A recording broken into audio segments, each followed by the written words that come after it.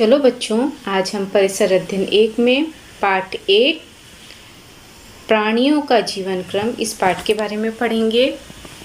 यहाँ पर आपको प्राणियों के जीवन क्रम की सारी बातें बताई गई हैं। प्राणियों की वृद्धि के बारे में बताया गया है और इसके साथ साथ उनका रूपांतरण किस तरह से होता है और उनका जीवन चक्र कैसे चलता है इसके बारे में बताया गया है। बच्चों, यहाँ पर आपका पाठ्य पुस्तक पृष्ठ क्रमांक 1 दिखाई दे रहा है। यहाँ पर चित्र दिखाई दे रहे हैं सब सारे, आपको ध्यान से देखना है। कुत्ते के पिल्ले और उनकी माँ को देखना है। यहाँ पर देखो बच्चों, कुत्ते और उसके पिल्ले के रंग रूप और शारीरिक बनावट में लगभग बिल्कुल अपनी माँ की तरह है। ठीक है, आकार में छोटा है फिर भी माँ और उसमें बहुत समानता दिखाई देती है। और यहाँ पर चित्र में तितली और इसकी इल्ली दिखाई दे रही है, लेकिन उसमें कोई समानता नहीं दिखाई देती है।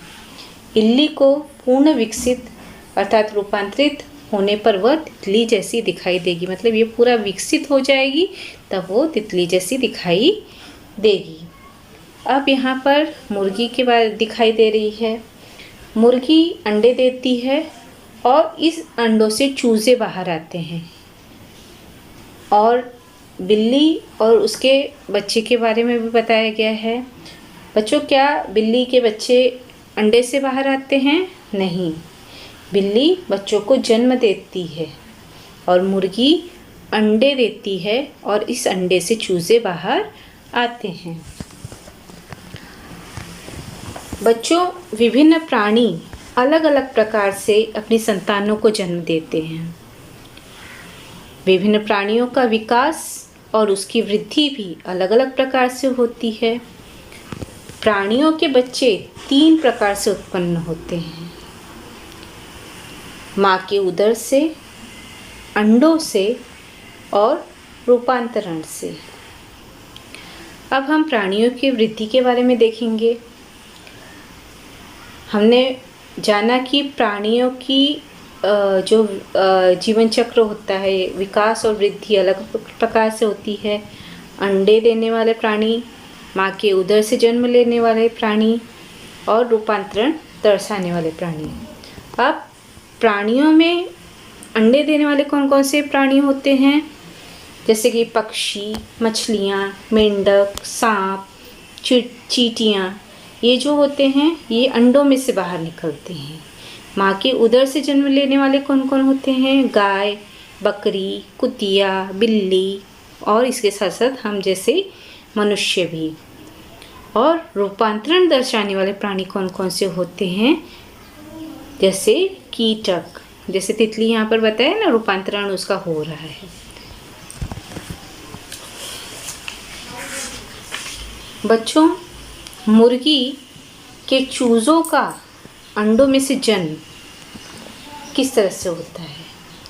मुर्गी अंडे देती है, बाद में यहाँ पर देखो अंडे दिए हैं उसने, और इसके बाद मुर्गी अपने अंडों को सेती है,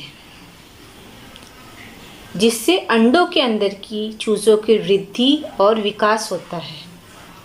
अंडों को सेने की और मुर्गी पर उन पर जो बैठती है उस क्रिया को अंडे सेना कहते हैं। ठीक है, अंडों को हल्की गर्मी देने के लिए मुर्गी जो है अंडों पर बैठती है और इस क्रिया को अंडे सेना कहते हैं।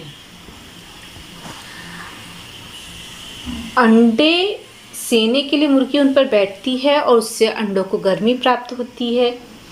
वृद्धि पूर्ण होने पर अंडे के आवरण को तोड़कर चूजे बाहर आते हैं। यहाँ पर देखो चूजा बाहर आ रहा है। और बड़े होने पर मुर्गी इन चूज़ों का ध्यान रखती है। जैसे आपकी मम्मी आपका ध्यान रखती है ना, इसी तरह से देखो मुर्गी भी अपने चूज़ों का ध्यान रख रही है और उनकी रक्षा करती है। कुछ समय बाद ये चूजे स्वयं अपना भोजन खोजने लगते हैं। अब बच्चों, क्या आप जानते हो कि जिस समय मुर्गी अंडे सेती है उस समय अंडों की सुरक्षा हेतु वह आक्रामक बन जाती है और अंडे के आसपास कोई दौड़ आता है तो वो दौड़कर उस पर झपट पड़ती है। किस लिए? अपने अंडों की रक्षा के लिए। रूपांतरण। मुर्गी के चूजों तथा मुर्गी, गाय के बछड़े तथा गाय, बिल्ली के बिलौटों तथा बिल्ली के शरीर का आकार भिन्न होता है, परंतु उनकी बनावट, रंग, रूप में समानता होती है। परंतु तितली की इल्ली और तितली में बहुत अंतर होता है। ये है तितली की इल्ली और ये है तितली, ठीक है। इसके रंग रूप में बहुत अंतर होता है। इल्ली जैसे सजीवों के विकास द्वारा उनका वयस्क स्वरूप प्राप्त होने की क्रमिक क्रिया रूपांतरण होती है। अब हम तितली के में जो रूपांतरण होता है उसके बारे में देखेंगे। तितली में 4 वृद्धि की 4 अवस्थाएं होती हैं। अंडा, इल्ली अर्थात डिंबक, कोशित और प्रौढ़ तितली। और व्याघ्रशलभ एक प्रकार की तितली है जो सर्वत्र पाई जाती है, अर्थात सब जगह पाई जाती है। हमें ये याद रखना है कि तितली की 4 अवस्थाएं, वृद्धि होने की जो 4 अवस्थाएं उनको याद रखना है हमें। अंडा, इल्ली, कोशित और प्रौढ़, ये आपको याद रखना है। अब हम व्याघ्रशलभ तितली का जीवन चक्र या जीवन क्रम देखेंगे। सर्वप्रथम व्याघ्रशलभ की मादा मदार की पत्तियों पर अंडे देती है। लगभग 6 से 8 दिनों में अंडे में से इल्लियां बाहर आती हैं। अंडे में से बाहर आने पर ये बड़ी तेजी से पत्तियां खाती हैं। इनकी वृद्धि भी तीव्र गति से होती है। इसकी वृद्धि की दर इतनी तीव्र होती है कि बाहरी आवरण अर्थात केचुल उसके लिए कम पड़ने लगता है और नई केचुल आते ही ऊपर केचुल में से वो बाहर निकल जाती है। यहाँ पर देखो। इसके बाद इस जो प्रक्रिया को केचुल छोड़ना कहते हैं। ये अपने कोश में से तितली बाहर आ रही है। इसके बाद अब यह पुनः पत्तियों को कुतर कुतर कर खाना प्रारंभ कर देती है और उसकी वृद्धि तेजी से होने लगती है। 2-2.5 दिनों में वह फिर केचुल छोड़ती है, मतलब वो जब बढ़ती जाती तो वो केचुल छोड़ती जाती है। इल्ली की अवस्था में व्याघ्रशलभ 10 से 12 दिन तक रहता है और इस कालावधि में 4 बार केचुल छोड़ता है। पूर्णतः विकसित इल्ली अपने निचले ओठ से रेशम जैसा लचीला धागा बाहर निकालती है और इस धागे को अपने चारों ओर लपेटकर एक आवरण बनाती है। इस आवरण में वह स्वयं बंद हो जाती है। इसे कोशित अवस्था कहते हैं। कोशित अवस्था में वह कुछ नहीं खाती और उसके शरीर में महत्वपूर्ण परिवर्तन होते हैं। उसके पैर लंबे होते हैं और रंग बिरंगे पंख निकल आते हैं। कोश के अंदर कोशित की पूर्ण वृद्धि होने के व्याघ्रशलभ आवरण में छेद बनाकर रहता है। यह प्रौढ़ व्याघ्रशलभ तितली है। ये तितली का रूपांतरण पूरा हो गया है। बच्चों यहाँ पर देखो, ये जो तितली की विभिन्न प्रकार की तितली बताई गई है।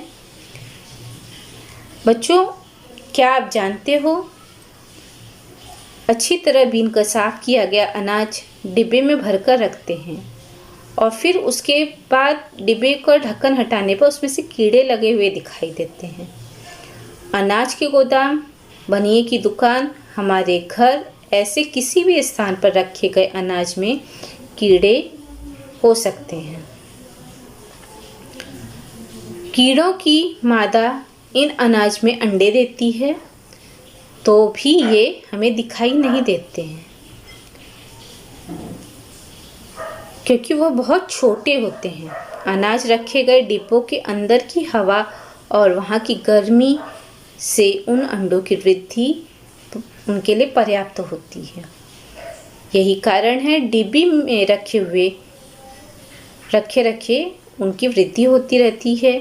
इन कीटकों को भी अंडा, इल्ली, कोशित और प्रौढ़ ऐसी 4 अवस्थाएं होती हैं। जब हम डब्बा खोलते हैं तब अनाज में से कीटक की वृद्धि की जिस अवस्था में होते हैं वो हमें दिखाई देते हैं। बच्चों, इस पाठ में हमने क्या सीखा? मुर्गी के चूजों की वृद्धि होने के लिए मुर्गी अंडे सेती है। पूर्ण वृद्धि प्राप्त चूजे आवरण को तोड़कर बाहर निकल आते हैं। तितलियों की वृद्धि की 4 अवस्थाएं क्रमशः अंडा, इल्ली, कोशित और प्रौढ़ तितली है। व्याघ्रशलभ तितली मदार के पेड़ की पत्तियों पर अंडे देती है। अंडे में से इल्लियां बाहर निकलती हैं, इसे तितली कहते हैं। इल्ली की पूर्ण वृद्धि हो जाने पर वह कोशित अवस्था प्राप्त कर लेती है। पूर्ण वृद्धि होने पर तितली कोश में से बाहर आ जाती है। उस समय उसके 6 लंबे पैर और आकर्षक पंख होते हैं। बच्चों, आपको ये हमेशा ध्यान रखना है कि तितलियां हमारे परिसर का एक भाग हैं और मनोरंजन के लिए तितलियां पकड़ना और उनके पैरों में धागे बांध करना ये बहुत गलत काम है।